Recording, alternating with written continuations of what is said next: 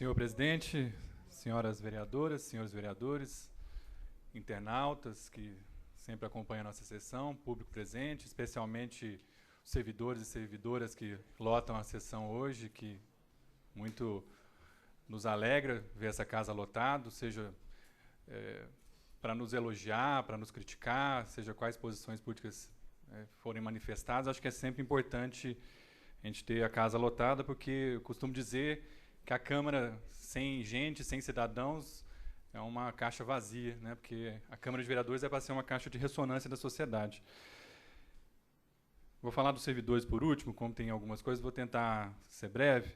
A gente votou hoje, no início da sessão, ainda não tinha chegado todos que estão aqui presentes, uma moção de repúdio à PEC 37, que é a PEC que tenta tirar o poder de fiscalização do Ministério Público em ações de improbidade, ações criminais, e tem uma grande mobilização acontecendo nesse momento no Brasil, né? Hoje mesmo teve na internet tuitaço, manifestações no Facebook, no change.org, vários sites de relacionamento contra a PEC 37. Então, é importante registrar que essa casa aprovou na noite de hoje uma moção de repúdio a algo que pode ser bastante danoso para a democracia brasileira e para a transparência, para o combate à corrupção.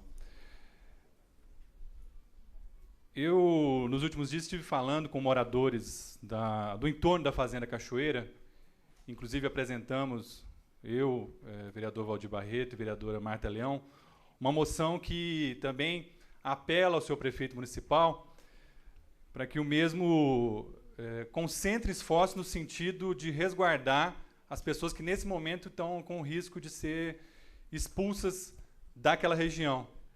E não é só uma questão de justiça habitacional, um problema fundiário, para onde vão essas pessoas. É também isso, né, porque existem ali, por exemplo, um casal de idosos que está lá há 70 anos, mas também e principalmente porque aquela é uma região da nossa cidade onde o patrimônio histórico, artístico, arquitetônico, ambiental está ali na sua face mais pura, né? Foi ali que a cidade passou no período do ciclo do café, foi ali que teve o processo de escravidão, é ali que morou a Dona Leontina, é ali que tem vários olhos d'água que, né, dão origem para a água que vem para a nossa cidade, é ali que tem árvores, animais, enfim, que fazem parte da nossa flora e fauna vinhedense. Então, a gente queria aqui registrar, que também foi aprovada na noite de hoje, essa moção, que foi da autoria desses 3 vereadores, e, né, pedir, inclusive, o apoio de todos para que a gente consiga sensibilizar as autoridades, porque eu acho que na vida a gente tem que ter lado, né, porque tem uma disputa nesse momento lá. De um lado está aqueles que querem simplesmente lotear a Fazenda Cachoeira, transformar ela num monte de loteamento, sem pensar na questão ambiental, e eu não estou aqui generalizando. E, de outro, os interesses do povo vinhedense, que passa pelo interesse da água, do meio ambiente, da preservação do nosso patrimônio histórico, artístico, arquitetônico, que está presente lá. Recebi também várias reclamações sobre um médico brucutu que atende na Policlínica da Capela. Quando foi uma reclamação, eu falei, não, pode ser exagero. Mas vieram 2, 3, 4, acho que veio a 5ª reclamação pela internet, por e-mail. Eu até tenho um nome, por hora eu vou preservar e não falar o nome do cidadão, mas eu queria registrar que os cidadãos foram maltratados na Policlínica, reclamaram, chegaram aqui as reclamações, então estamos registrando aqui publicamente, esperamos que o médico brucutu recue da sua postura, porque se ganha mal, faça como, por exemplo, estão fazendo hoje aqui os servidores e servidoras que dignamente vêm aqui lutar por melhores condições de trabalho, de salário, e não desconte na população a sua raiva contra, não sei, contra o prefeito, contra os maus salários. Então, a gente queria deixar registrado isso. Sobre a Santa Casa, acho que é importante, todas as semanas a gente vai ter que falar de alguma forma, porque é algo que está aí na ordem do dia e é altamente preocupante. Acho que, né, várias ideias já foram colocadas aqui nessa casa, cada um já colocou o seu jeito de entender a situação, de como resolver, né? Aqueles setores mais ligados ao governo têm um entendimento, a oposição tem outra, tem setores mais intermediários. Enfim, tem uma gama de possibilidades de solução para o problema da Santa Casa, né? Ainda que todos que vieram aqui, pelo que eu entendi, nenhum ofereça nenhuma solução mágica, né? Nenhuma saída assim de curto prazo que vai resolver tudo da noite para o dia, porque isso não é possível. Agora, eu queria registrar aqui, porque eu já tinha ouvido essa proposta, mas eu não tinha me atentado para o problema que pode ser essa proposta que está sendo aventada, e o prefeito acabou insistindo na entrevista na Rádio da Capela, que acabou saindo também na imprensa, que é a questão de simplesmente trocar o CNPJ da Santa Casa, que é algo que provavelmente é uma forma da gente vender uma certa ilusão para a cidade, inclusive.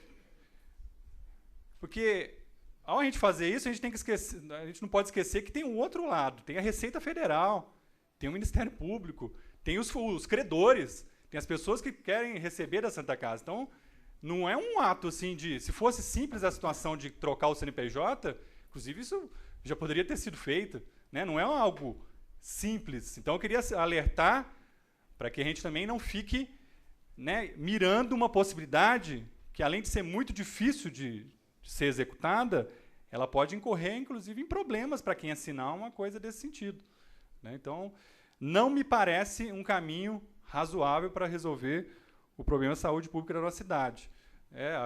Mas e que saída você propõe? Né? Você só está atirando pedra, só está criticando? Não. A gente acha que primeiro tem que se restabelecer a harmonia entre todos os setores, né? Toda a mesa diretiva tem que sentar junto, não uma parte da mesa diretiva da Santa Casa. Eu concordo que todos os vereadores têm que se envolver. Agora, isso também não é um ato de vontade da noite para o dia. Isso tem que restabelecer os laços, né, de harmonia, de boa convivência, para que isso ocorra. E que se estude as possibilidades de, enquanto nós não temos um hospital público municipal, que a gente faça os esforços necessários para manter a Santa Casa funcionando, que não é algo simples de ser executado.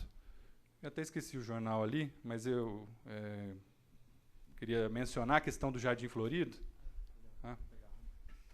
Obrigado.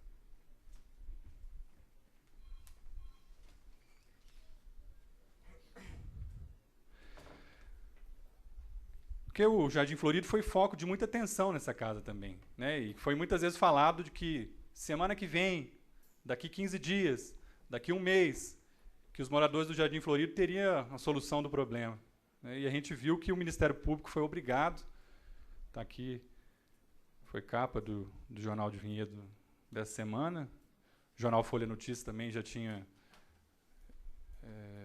levantado a questão do atraso absurdo nas obras, chegou o abaixo-assinado da população daquele local para o Ministério Público, e as obras ainda continuam, uma boa parte do bairro, paradas, né? A população continua sofrendo, e a gente pede aqui medidas, tanto aquelas de resolver o problema no governo federal, eu até coloquei isso na internet, na visita que a gente fez em Brasília, que continua com problema de ordem técnica, daqueles que defendem sempre a legalidade, a ordem técnica das coisas e tal, que também nos ajudem a cobrar o envio dos projetos técnicos para que se legalize a situação, que seja liberado o dinheiro, enfim, para que a gente também encerre esse capítulo relativo ao Jardim Florido.